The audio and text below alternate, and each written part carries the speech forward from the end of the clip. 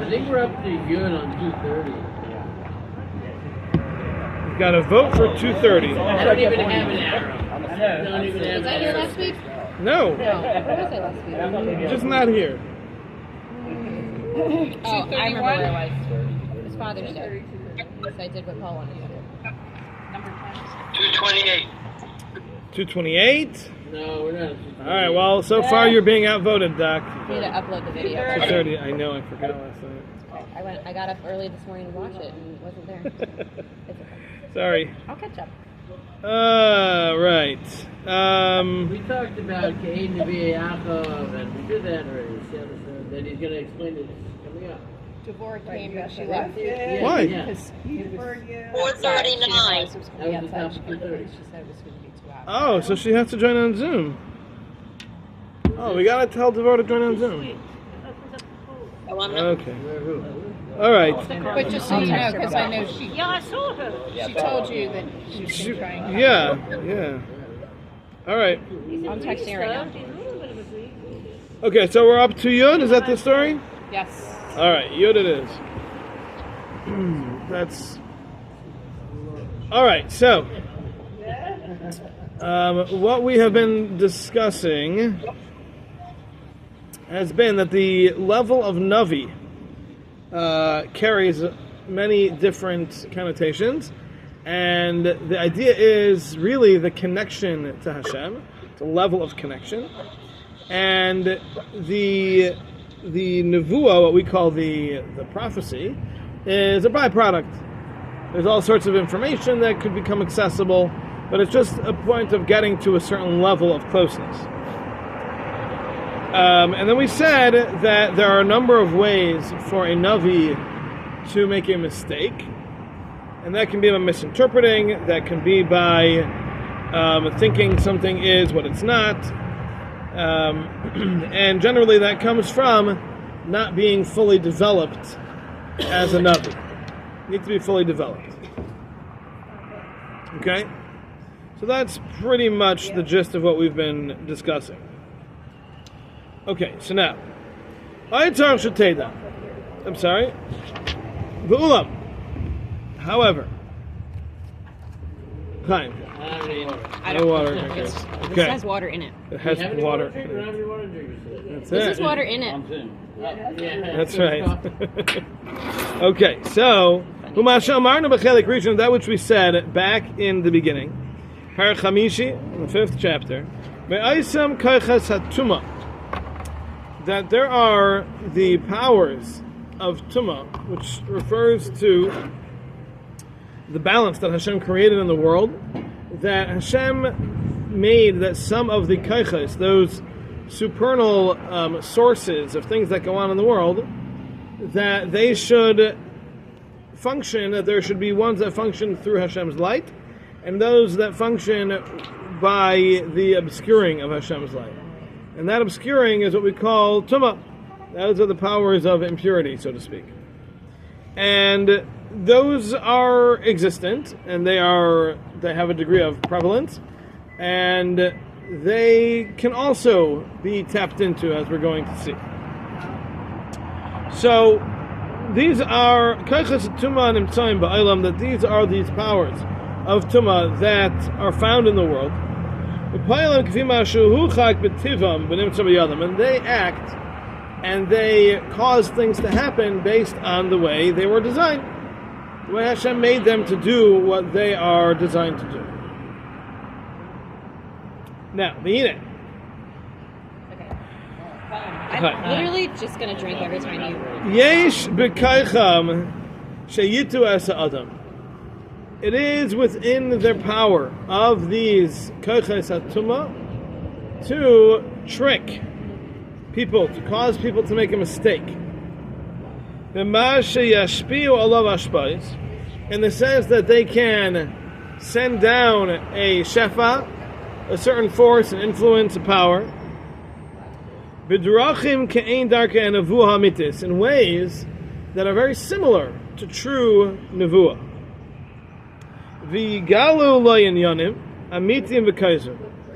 And they will reveal to this person things that are true and things that are not true. Okay? But it totally. What is that? How do you reveal something's not true? Well, if I were to tell you there is a purple car behind you, so I just revealed something to you that's not true. Because there is no purple car behind you, but that's a vision that I've given you, that if you believe me, you will think that there's a purple car behind you. What's the purpose of it? Okay. Well, that I could. I mean. Good question. So you're saying it's not really revelation. Revealing something means to uncover something in it. So it's just a misguidance?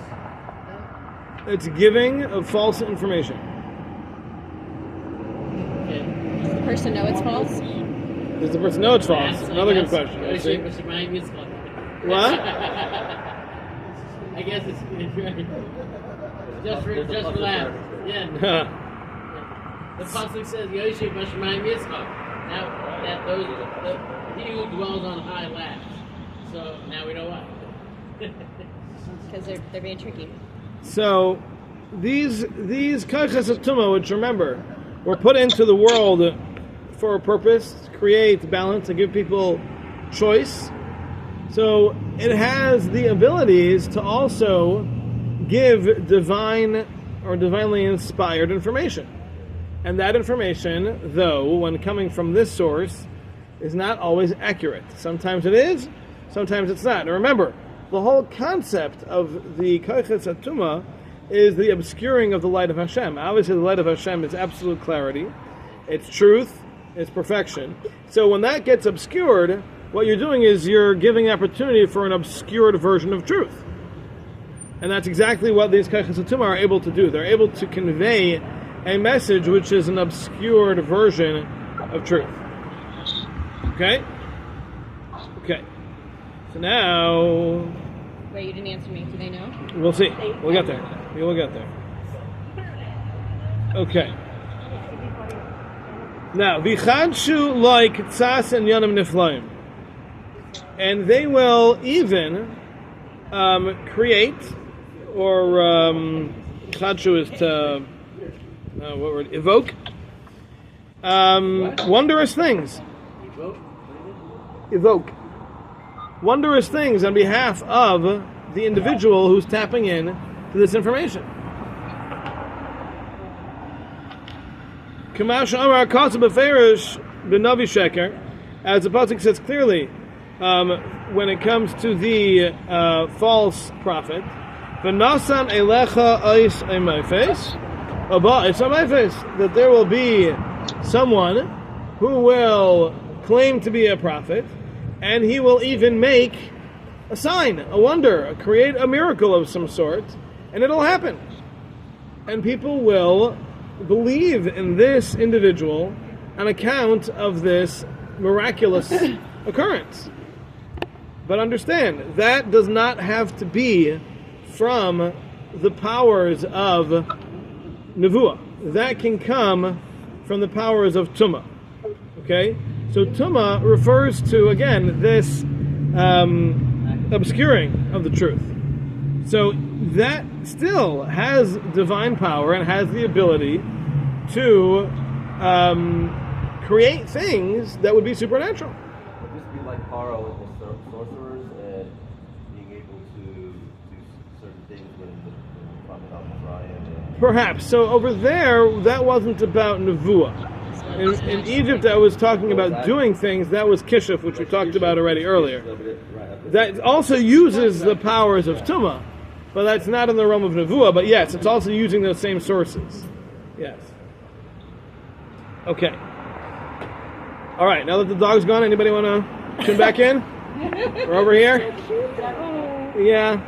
It's called the Yetzer Hara incarnate.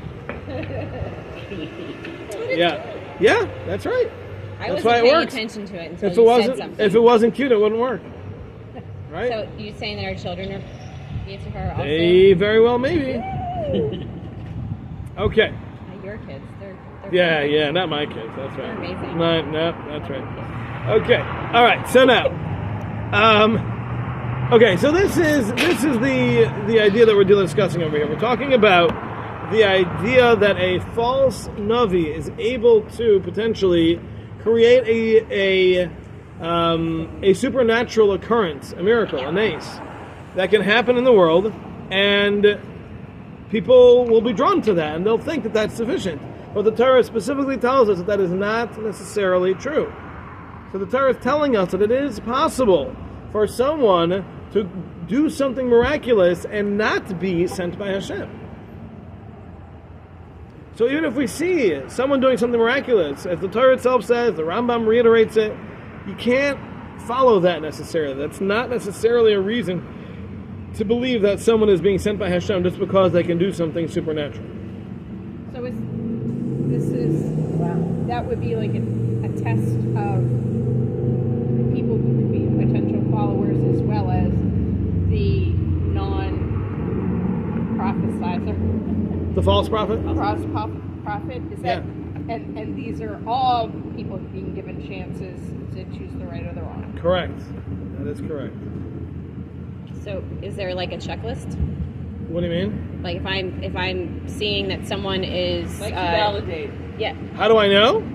I don't know if they're true or false. Yeah. No, well, not even that, but like, yeah. So like, what are the things that I would need to, like, if this were to happen today? False. Right. Okay, fine. You follow your rabbi. But So even, now okay, you so go let's for pretend advice, back right? You go when, to yeah. your trusted people. So back when, but what if they are not? What if they're influenced by the? Okay, so the main element to know is that there has to be someone who's already established. If they're already established, in other words, it's very unlikely that you're going to have someone who is all of a sudden showing up on the scene and doing miracles and be expected to trust them. That They have doesn't to start happen. somewhere, though, right? Right, exactly. That's the thing. They have to first establish themselves as first of all righteous people, Yeah. and they have to be, as we learn, trained by the true prophets who we already know, and then they have to earn our trust over however much time that's going to take. But for them to just show up and say, "Hey, trust me," because look, boom, hey, look, there's a poodle, right? That doesn't work. That wasn't a poodle. I know.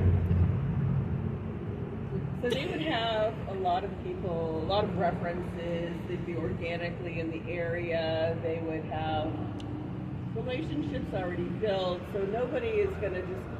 It's not like you just show up one day and boom, trust me, right? It doesn't work that way. Right. Which was part of why Moshe had a hard time, because Moshe kind of did that. He was there in the beginning, but he was brought up in Paro's house, and then he ran away, and was gone for many years, and then he shows up one day and says, "Hey, everybody, I am the Messiah," right? Like, that doesn't work, you know? Which is why people had a hard time with it, but he had a sign. And he had words. He had the sign, right? He had the sign of he had a message that was Very And his, okay, and Pekati, his brother and his sister. and then Akash or Akash. So Hashem had to give him specific signs Just like that, right. to know that, to prove himself to people, and the fact that he was from the family of the previous and current leadership of Klal Yisrael. Amram being the previous leader, Aaron and Miriam being the current leadership. So the fact that he was part of that family and he had the signs was what Hashem was kind of hoping, so to speak, Klal Yisrael would listen to. But otherwise, that doesn't work. You can't just show up and do a miracle and expect people to follow you. That's what the Torah is telling us, and that's what I'm saying over here. And the reason that's true is because those supernatural activities can be accessed through the powers of Tumah. Through the channels of Tumah, a person can still accomplish those things, and they can even get some accurate information. As we said, some of the information they're going to get is going to be true, some of it will be false. But they can get some accurate information, and they might predict the winning lottery numbers. And they might get it right. But that still doesn't mean that they're necessarily a true prophet. You might want to listen to them anyway, but doesn't mean they're a true prophet. So what about the most famous The most famous false prophet? false prophet? How did Yeah. that happen then? I did not follow him. I know that, So- but I'm saying, like, No, how, no. like, From what I understand, it was primarily his students that Right. made the whole religion out of it. okay. Because that kind of like caught on. Once someone's not fast, here anymore, and it's then- very easy. It's like Hallmark. Okay. Once, yeah. Once someone's not here, it's very easy to say all sorts of things about them. Even if he did some, Again. And first of all, you can make up things that he did, especially because he didn't do it in front of whole crowds. You know, Right. The whole thing. But again, even if he did, it doesn't matter. That's our point. Our point is it doesn't make a Right. difference. Okay. The Torah says very clearly, even if someone does something miraculous, it's not a reason to trust them. It's not. Okay. Especially if it's on TikTok. Yeah. And also, in those days, Oh my gosh. you're talking about the times of the Tanaim. The times of the Tanaim, rabbis could do miraculous things still. People were bringing people back to life back then still. Whoa. The waters were being split. Like, there were miraculous things going on back then. Walls being bent. Right. Yeah, I mean, Yeah. there's all sorts of stuff. So that time in history wasn't, unheard of for people to be doing miraculous things. Yehuda Hanassi used to come back and make Kiddush for his family. Yeah. Say, huh? I mean, Rava and Reb Zera, you're talking about years later, where they already killed him and then he brought him back to life. I'm saying these things happened in that era. It wasn't as convincing as it is today. And so people probably assume kind of took that for granted then because it was commonplace. Well, it was only commonplace amongst the great rabbis. Gotcha. Okay. So, okay. So That's where it all right. goes. Yeah. Okay. Okay. Fine. All right, we good? Yep. Okay. Moving on. V'hine. Wow. What? Sorry. I got a couple people kind of barely lifted their glasses. Got a couple people schmoozing. A couple people spacing out. All right. V'hine. Dovers after. I think we got to start moving inside. Everyone's too distracted here. No. After Our Shei. conversation was strictly about Yashka. Saying that was part of being focused. What was that? Be more unfocused inside, I think. I think so too. We're bringing down sources. Yeah.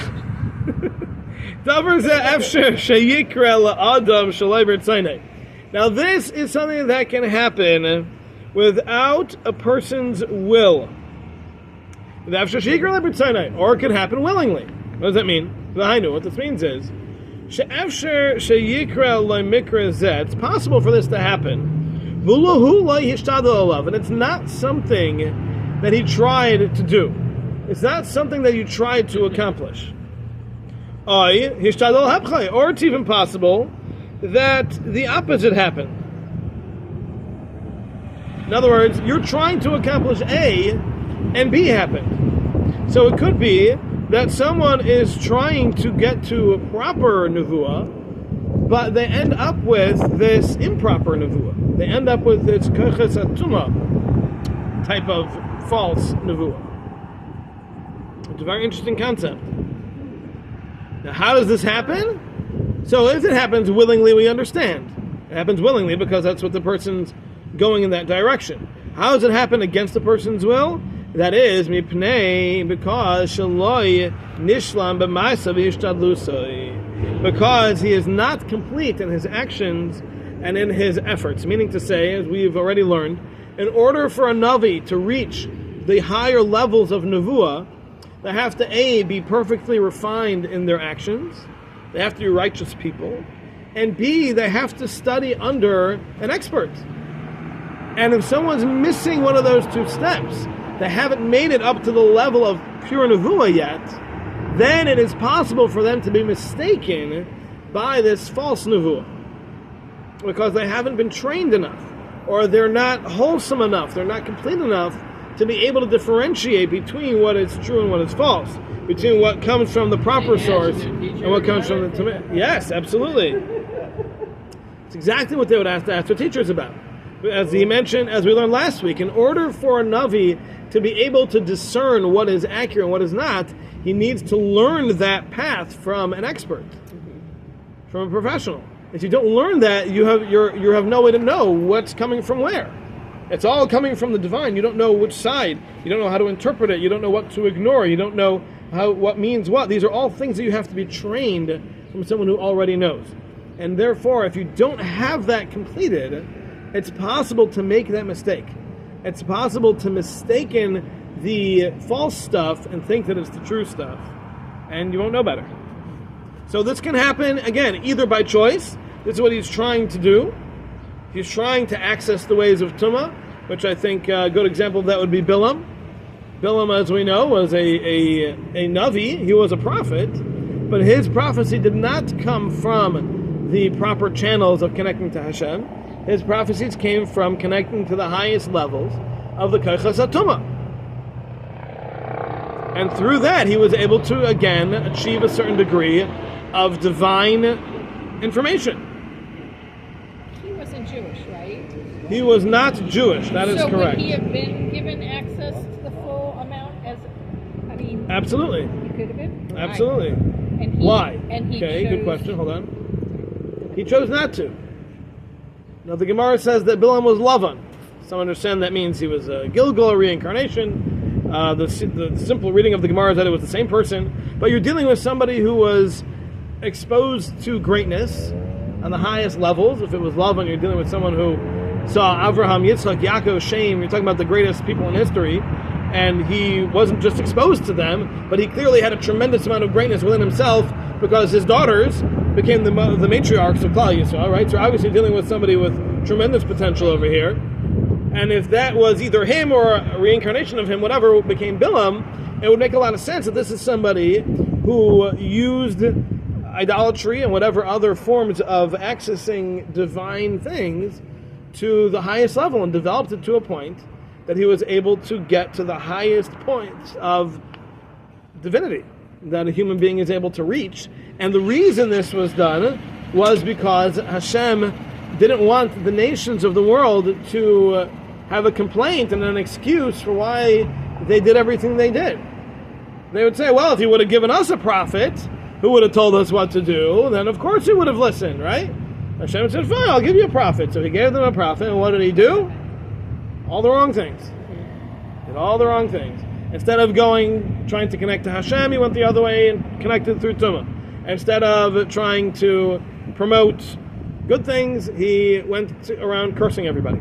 And instead of recognizing a lost cause because Hashem said don't curse them, he went and came up with this whole plot to have the Moabite women getting them. So he was doing all the wrong things.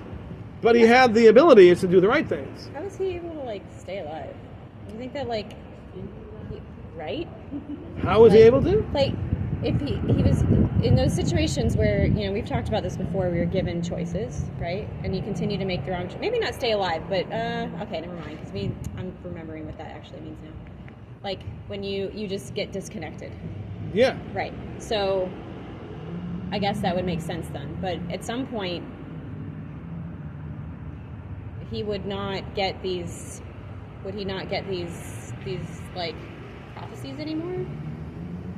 Seemed like he kept getting them. He kept getting them and he kept using them inappropriately. Being given chances to because switch. again, that's the idea, Right. is that a person has the opportunities. Right. So, but isn't it at some point Hashem will be like, okay, I gave you too many tries, you're done. Yeah, he did, and he got killed. That's true. Moshe killed him. That's true. Dinosaur. Yeah. Okay. Yeah. Never mind. Eventually. Yeah. But he got some things right. He got some things right as well. Yeah, I tell you what I love you. Yeah, that was not by choice, but he got that information. But also, it says that when Klal Yisrael was receiving the Torah, it says the nations of the world went to him and said, "Hey, feels like there's going to be another Mabul, another flood. All the atmosphere of the world seemed like another flood was coming." And he's answered them, "No, Hashem Hashem is giving the Torah." So he certainly got some things right. Mm-hmm. There's no question, but he also he misled. Okay. It is a hard, it is something that you need to bring in because, I imagine most people would think that along those lines that if you're up to no good, then maybe you should cease to exist. But clearly we're saying not like that. Clearly we're saying that this is part of the system for balances, checks and balances. Yeah, there does come a point though, which we learned about earlier, that Hashem will say, okay, you're just going the wrong way. There's no reason to keep this up, and we'll give it to someone else. There didn't have to only be one Navi. There could have been other prophets for the nations of the world. Okay, So that's an example, a prime example, of someone who attempts to access the ways of Tumah in order to get their divine knowledge. But he said there's also those who get it without trying. And on the contrary, they're trying to get what's pure and accurate, but they are mistaken and end up with the false information. So now, the Efsher, it's also possible, somebody who wants it because of his wickedness, and he tries hard to reach that, to get to this level. This means he's specifically going to seek out these kaichos of Tumah, and he will try as hard as he can to connect with these powers, in order to get what he can get out of them. And his motives are bad, but he wants, and he knows that he can access power, he can access divine information, which will get him the respect that he wants. That he could be revealed to, and he could have this information given to him. As we mentioned, that with this information, which is sometimes accurate, he can bolster his position as being a true prophet, and through his access to supernatural events, he could also solidify his position amongst the people, that they will view him as a true Navi. And then he can convince them to do whatever they want. He can convince them to do anything once he's got that. Once he's got them hooked, that they think that he's the real deal, he can tell them anything and they're going to follow. And that's exactly what some of those people tried to do. Or he will be honored in their eyes. And these are the things that we find with Bilam. Bilam wanted honor and money more than anything else. And we see that throughout the whole episode in the parsha coming up in a couple of weeks, where everything is all about his honor, everything's about his money, and that's everything revolves around for him. And that was what happens when you're dealing with someone who's trying to access the wrong side. That's where they're going to be. They're going to be looking for all the wrong things. Okay. So let me just read to you here. Where'd it go? Okay.